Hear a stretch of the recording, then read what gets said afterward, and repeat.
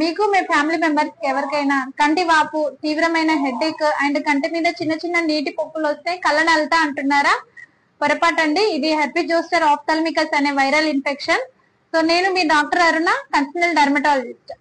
వారిసినా zoster virus అనే virus వల్ల chicken pox వస్తుంది. అయితే ఈ చికెన్ పాక్స్ తగ్గిన తర్వాత కూడా మన బాడీలోని నరాలలో వైరస్ ఒక ఇన్యాక్టివ్ స్టేట్ లో ఉంటుంది.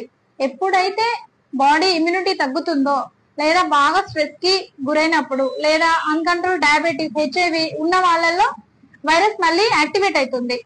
మళ్ళీ యాక్టివేట్ అయినప్పుడు బాడీ సగభాగం మాత్రమే అండ్ ఏదో ఒక పర్టికులర్ భాగంలో బాగా తీవ్రమైన మంట అండ్ నొప్పిగా ఉంటుంది.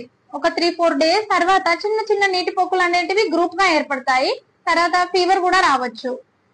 ఇది ఈ హెర్పిస్ జోస్టర్, దీన్ని హెర్పిస్ జోస్టర్ అంటారు. గ్రూపులుగా ఇట్లా సగభాగం వైపు ఏదన్నా ఒక భాగంలో ఏర్పడితే హెర్పిస్ జోస్టర్ అంటారు. ఈ హెర్పిస్ జోస్టర్ ఎక్కడన్నా ఎఫెక్ట్ అవ్వచ్చు, ఏ నరాలైనా.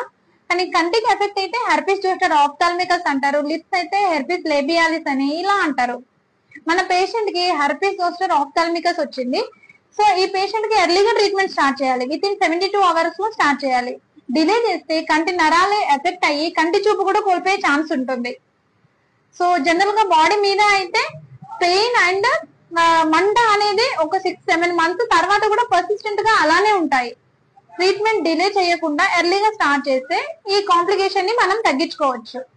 సో మీకు కానీ మీ ఫ్యామిలీ మెంబర్స్ లో ఎవరికైనా ఈ హెర్పిస్ జోస్టర్ అనేది వస్తే కంపల్సరీ మీ దగ్గరలో ఉన్న క్వాలిఫైడ్ డెర్మటాలజిస్ట్ ని విజిట్ చేయండి. ఈ వైరస్ కి ఇంకా వ్యాక్సిన్ కూడా వచ్చిందండి ప్రివెంట్ చేయడానికి. So thank you.